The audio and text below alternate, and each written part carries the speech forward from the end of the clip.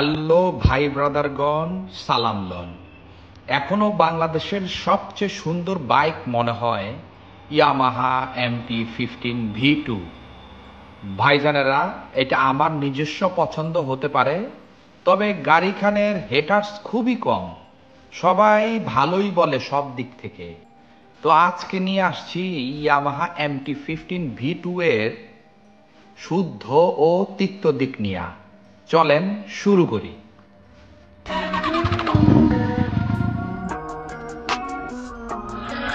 Okay, let's do Julie. What's wrong with her? It's not bridge. প্রথমেই চলেন এটার একটু গুণগান গাই। বাজারে ইয়ামাহার একখান হায়ার সিসি আসছে, বিশ্বাস করেন ভাই, তাও এটার চেহারা সুন্দর। কাগজে কলমে এটার ইঞ্জিন পাওয়ার কম, তাও এটা আগায় থাকবে। MT-15 V2 এর ইঞ্জিন লিকুইড কুল, মানে এটা আগায় থাকবে। রিসেল ভ্যালু এটার ভালো, তাও এটা আগায় থাকবে। তো ভাই বাক্য সংকোচন করি, চলেন সব দিক থেকে আগায়া MT-15 V2।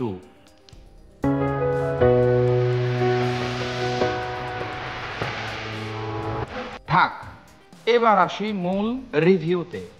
প্রথমেই শুরু করি এটার লুক দিয়া। ইয়ামাহা এটার লুক এমন ভাবে বানাইছে, এটা জোয়ান পোলাদের হইয়া গেছে ক্রাশ। এর টাঙ্কির শেপের আনকমন ডিজাইন সবার ভালোই লাগে। এর গ্লসি কালারের সাথে নানা রকম মাল্টি কালার আপনারে ভাবাবেই। এটা যখন রিলিজ হয় তখন এর হেডলাইটের স্টাইল দেখা জোয়ান সহ সকল বয়সের বাইক প্রেমীরা শুধু চাইয়া ছিল, কি জোস, তাই না?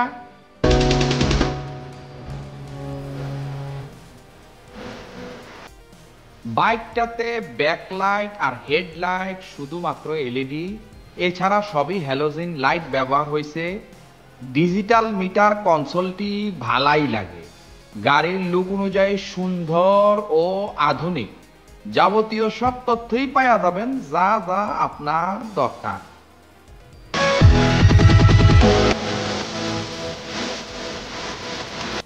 এবার আসি এটার ইঞ্জিনে। ইঞ্জিনটা একখান liquid cooled 4 valve 4 stroke FI 6 gear সমৃদ্ধ একখান ইঞ্জিন।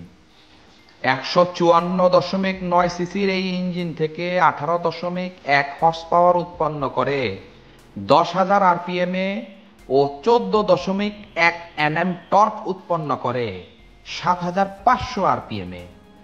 আর এরে কিন্তু বলা হয় মাস্টার অফ টর্ক। আর বাইকটাতে অ্যাসিস্ট স্লিপার ক্লাচ আছে, এটা ভালো কথা।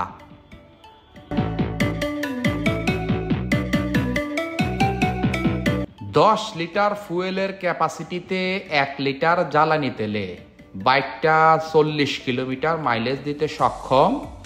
কোম্পানি কয় এর স্পিড 130 কিলোমিটার প্রতি ঘন্টায়, তবে রাস্তায় এর হিসাব নিকাশে ভিন্নতা হবে, এটা মাথায় রাখেন। এর সামনের USD ফর্কটা কিন্তু বেশ মোটা ও গোল্ডেন কালারের, দেখতে খুবই ভালো লাগে, মানে এটা আপনার নজর কাটতে বাধ্য করবে। পেছনে আছে অ্যাডজাস্টেবল মনোশক সাসপেনশন, যা আরামদায়ক। সামনে 282 মিলিমিটারের একখান ডিস্ক ব্রেক আছে, আর পেছনে আছে 220 মিলিমিটারের ডিস্ক ব্রেক। আর সিট, তাতে রাইডার বসতে আরাম পাবে। আরও আছে সিঙ্গেল চ্যানেল ABS।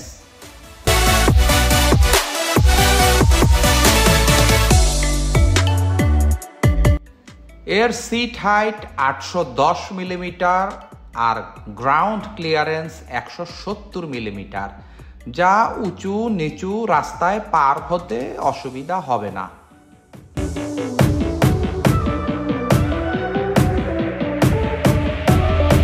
এর সামনের টায়ার সাইজ 100 সেকশনের ও পেছনে 140 সেকশনের টিউবলেস টায়ার ব্যবহার করা হয়েছে।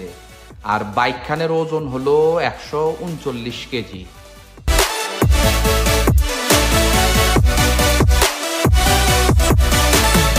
তো অনেক হলো গুণগান, এইবার বলি গাড়িখানের তিক্ত খান।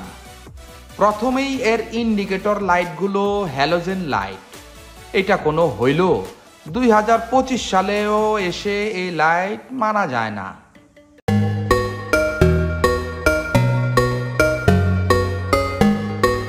বাইকটাতে কোনো ক্রাশ গার্ড নাই, মানে ভাম্পার নাই।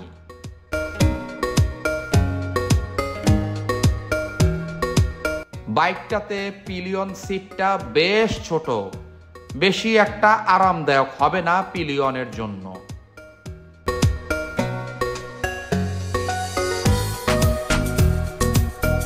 বাইকখানে প্লাস্টিক পার্ট বেশি ব্যবহার হয়েছে, তাই হ্যান্ডেল করতে হবে সব সময় সাবধানে।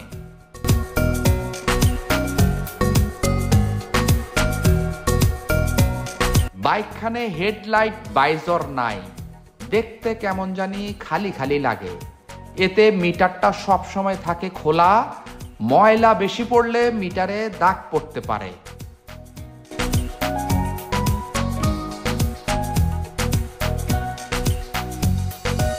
ওকে, সারাংশে আসি। এটার তিক্ত দিকগুলা মার্জনা করাই যায়, কারণ এটার তিক্ত দিক নাই বললেই চলে। যেগুলো আছে এগুলো সমাধান সম্ভব। এই গাড়িটা যাদের টানাটানি পছন্দ, ডিসেন্ট ও আনকমন লুক সহ ভালো মাইলেজ এবং নেকেড স্পোর্টস মার্কা একখান বাইক লাগবে, তাদের জন্য এটা উত্তম চয়েস।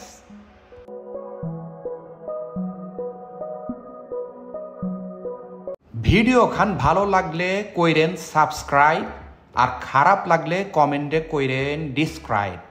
থাকবে চেষ্টা ভালো করার, করব আপনাদের স্যাটিসফাইড। যাওয়ার আগে বাইক স্টোরি সব সময় কয়, বাইক চালান আনন্দে, সেফটি নিন সানন্দে। আল্লাহ হাফেজ।